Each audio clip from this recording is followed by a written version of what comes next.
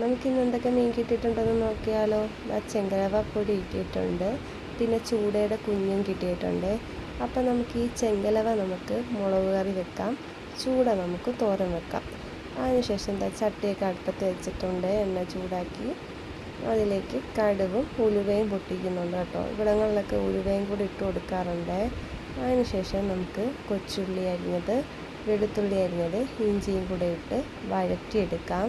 ഒരുവിധമായി വരുമ്പോൾ നമുക്ക് പുളി കൂടെ ഇതിനകത്തോട്ട് ചേർത്ത് കൊടുക്കാവേ.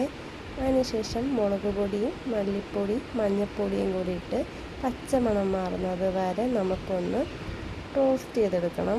അതിനുശേഷം നമുക്ക് അതിനൊക്കെ ആവശ്യമായുള്ള വെള്ളവും തിളച്ച് വരുമ്പോൾ മീനിട്ട് എടുത്തു കഴിഞ്ഞാൽ നല്ല കുറുകിയ കറി ഇവിടെ തയ്യാറായിട്ടുണ്ട്. കൂടെ നമുക്ക് ചൂടയുടെ തോരനും. അപ്പം നമുക്ക് ചോറ് കഴിച്ചാലോ. നല്ല ചൂടത്തോരനിട്ടു, അതിനുശേഷം മുളക് ചാറ് ഒഴിച്ചെടുത്തിട്ടുണ്ട്.